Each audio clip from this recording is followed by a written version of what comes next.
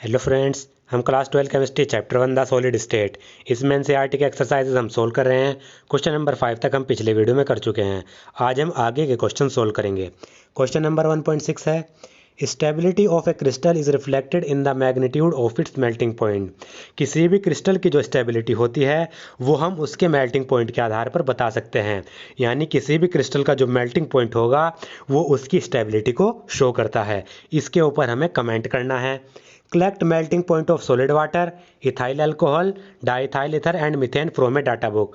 हमें किसी भी डाटा बुक से solid water, ethyl alcohol, diethyl ether और मीथेन इसका मेल्टिंग पॉइंट को कलेक्ट करना है। इसका मेल्टिंग पॉइंट कितना होता है ये हमें जानना है। What can you say about the intermolecular forces between these molecule. और इनके मेल्टिंग पॉइंट के आधार पर हमें बताना है कि इन मॉलिक्यूल्स के बीच में जो इंटरमोलिकुलर फोर्सेज होती हैं वो किस प्रकार की होती हैं, वीक होती हैं या फिर स्ट्रॉन्ग होती हैं। तो देखिए इसका आंसर देख लेते हैं। Higher the melting point greater is the intermolecular forces of attraction and greater is the stability. किसी भी क्रिस्टल का जितना ज़्यादा मेल्टिंग पॉइंट होगा उतना ज़्यादा उनके बीच में इंटरमोलिकुलर फोर्सेज स्ट्रॉन्ग होगी। और जितना ज़्यादा आपको पता है किसी भी क्रिस्टल में इंटरमोलिकुलर फोर्सेज जितनी ज़्यादा स्ट्रॉन्ग होती है उतनी ज़्यादा उनकी स्टेबिलिटी होती है।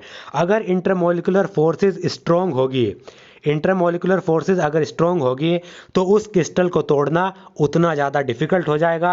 और किसी क्रिस्टल को तोड़ना जितना ज़्यादा डिफ़िकल्ट होता है उतना ज़्यादा उसका मेल्टिंग पॉइंट होगा।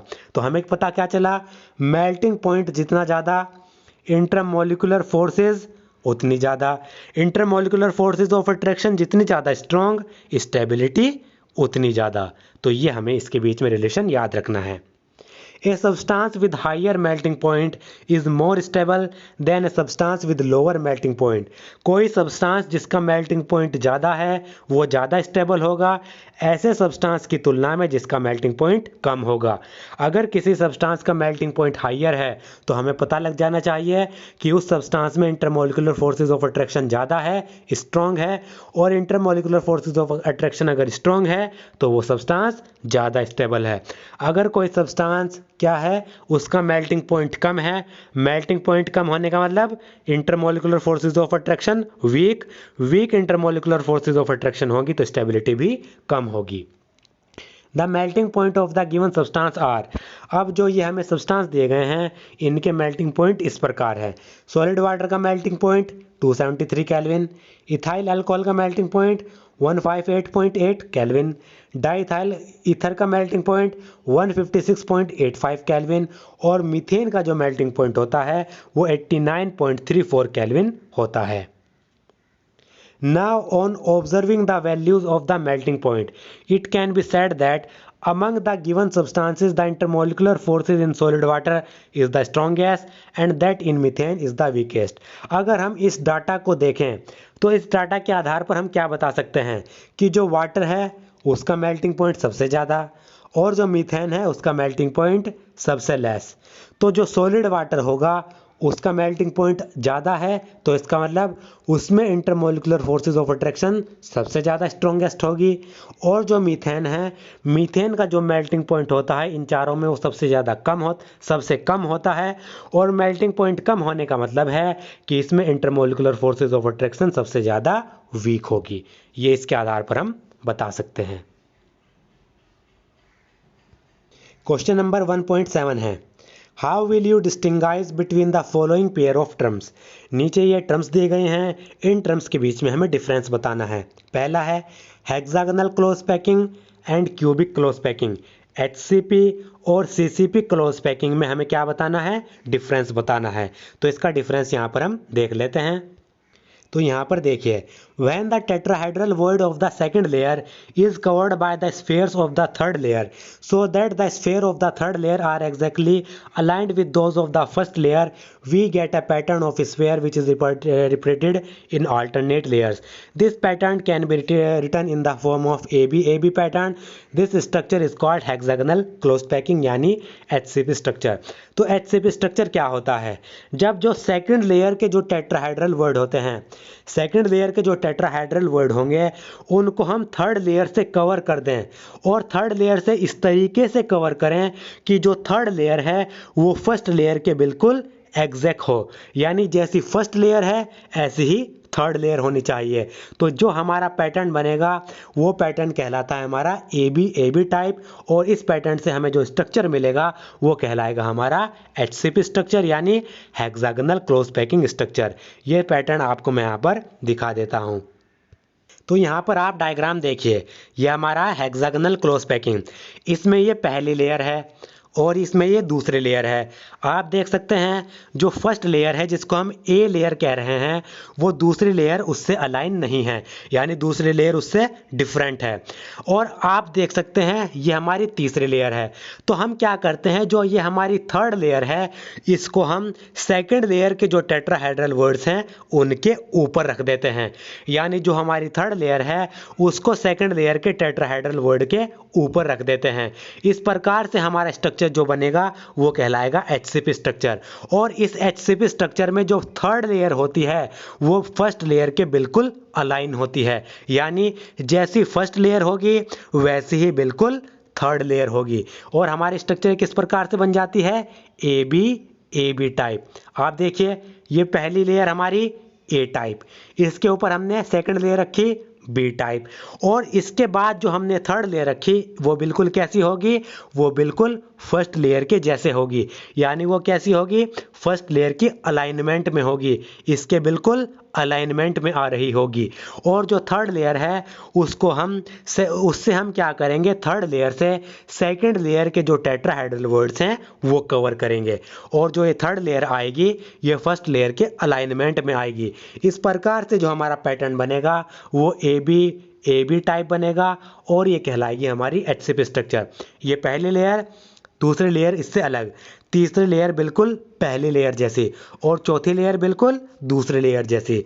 ये ए टाइप, ये भी ए टाइप, ये बी टाइप, ये भी बी टाइप, ये कहलाती है हमारी HCP स्ट्रक्चर। ये अलग अलग अगर आप देखें तो आप यहाँ पर देख सकते हैं, ये हमारी फर्स्ट लेयर है, ये सेकंड लेयर है। अब सेकंड लेयर के जो टेट्राहेड्रल वर्ड हैं उनको हम थर्ड लेयर से क्या कर देते हैं, कवर कर देते हैं। और जो ये थर्ड लेयर है ये बिल्कुल फर्स्ट लेयर जैसी होगी, जो फोर्थ लेयर है वो बिल्कुल सेकंड लेयर जैसी होगी। तो इस प्रकार का स्ट्रक्चर हमारा कहलाता है हेक्सागोनल क्लोज पैकिंग स्ट्रक्चर। अब देखिए CCP स्ट्रक्चर क्या होती है। When the third layer is placed above the second layer in a manner such that its sphere cover the octahedral void and the sphere of the third layer are not aligned with first or the second layer। तो इसमें क्या कहा गया है, जो third layer होती है जब हम उसको सेकंड लेयर के ऊपर इस तरीके से रखते हैं कि जो थर्ड लेयर है वो सेकंड लेयर के ऑक्टाहेड्रल वर्ड को कवर कर ले, तो इस प्रकार का जो हमारा अरेंजमेंट होता है वो कहलाता है हमारा CCP स्ट्रक्चर। और CCP स्ट्रक्चर में क्या है, जो थर्ड लेयर है वो फर्स्ट लेयर के अलाइनमेंट में नहीं आती। हमारे जो HCP स्ट्रक्चर था, HCP स्ट्रक्चर में हमने क्या देखा था कि जो थर्ड लेयर है हमारी वो कैसी हो रही है, वो फर्स्ट लेयर के अलाइनमेंट में आ रही है, और इसमें जो थर्ड लेयर है वो सेकंड लेयर के टेट्राहेड्रल वर्ड को कवर कर रही है। लेकिन CCP क्लोज पैकिंग में क्या हो रहा है, जो थर्ड लेयर है वो सेकंड लेयर के ऑक्टाहेड्रल वर्ड को कवर कर रही है, साथ ही साथ जो हमारी जो थर्ड लेयर है वो फर्स्ट लेयर के अलाइनमेंट में भी नहीं आ रही।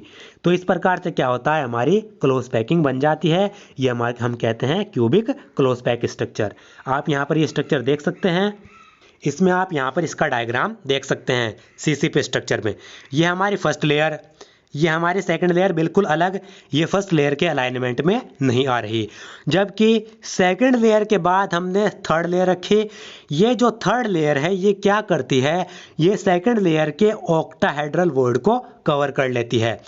थर्ड लेयर सेकंड लेयर के ऑक्टाहेड्रल वर्ड को कवर कर रही है, साथ ही साथ जो हमारी ये जो थर्ड लेयर है ना तो ये फर्स्ट लेयर के अलाइनमेंट में आ रही, ना सेकंड लेयर के अलाइनमेंट में आ रही, बिल्कुल अलग। जो थर्ड लेयर होगी ये फर्स्ट लेयर से भी अलग होगी और सेकंड लेयर से भी अलग होगी। इस प्रकार से जो हमारा पैटर्न बन जाता है वो बन जाता है ABC टाइप का पैटर्न, यानी फर्स्ट लेयर अलग, सेकंड लेयर अलग, थर्ड लेयर अलग। अब जो हम फोर्थ लेयर रखेंगे वो कैसी होगी, फोर्थ लेयर जो होगी वो फर्स्ट लेयर के बिल्कुल सेम होगी, और जो हमारी फिफ्थ लेयर होगी वो सेकंड लेयर के सेम होगी, जो हमारी सिक्स्थ लेयर होगी वो थर्ड लेयर के सेम होगी। तो इस प्रकार से जो हमारी स्ट्रक्चर बनी वो ABC टाइप बनी। ये कहलाती है CCP क्लोज पैकिंग। और आपको पता है CCP क्लोज पैकिंग में जो थर्ड लेयर है वो सेकंड लेयर के ऑक्टाहेड्रल वर्ड को कवर करती है, जबकि HCP स्ट्रक्चर में जो थर्ड लेयर है वो सेकंड लेयर के टेट्राहेड्रल वर्ड को कवर करते हैं। इसका डायग्राम अगर आप देखें यहाँ पर देख सकते हैं, A लेयर अलग, B लेयर बिल्कुल अलग। अब जो C लेयर होगी वो क्या करेगी, वो B लेयर के ऑक्टाहेड्रल वर्ड को कवर करेगी। कवर तो कर लेगी, लेकिन जो C लेयर है वो बिल्कुल B लेयर से अलग होगी और A लेयर से भी अलग होगी। आप देख सकते हैं इसमें ये ऊपर की तरफ, इसमें ये नीचे की तरफ, बिल्कुल डिफरेंट है, बिल्कुल अलग लेयर है ये। यहाँ पर ये डायग्राम भी आप यहाँ पर देख सकते हैं। ये हमारा हो गया HCP स्ट्रक्चर AB टाइप, और ये हो गया CCP स्ट्रक्चर ABC टाइप। इस तरीके से इनके डायग्राम दिए गए हैं। अब इसका ये सेकंड पार्ट है क्रिस्टल लैटिस और यूनिट सेल। इसके बीच में हमें डिफरेंस बताना है, क्रिस्टल लैटिस क्या होता है और यूनिट सेल क्या होता है। तो यहाँ पर आप सेकेंड पार्ट का आंसर देख सकते हैं, the diagrammatic representation of the constituent particles atoms ion और molecule present in a crystal in a regular 3 dimensional arrangement is called crystal lattice. तो क्रिस्टल लैटिस क्या होती है, किसी भी क्रिस्टल के जो कॉन्स्टिट्यूएंट पार्टिकल होते हैं, यानी कोई भी क्रिस्टल जिन पार्टिकल से बना होता है, क्रिस्टल या तो एटम से मिलकर बना होगा, या आयन से मिलकर बना होगा, या फिर वो मॉलिक्यूल से मिलकर बना होगा।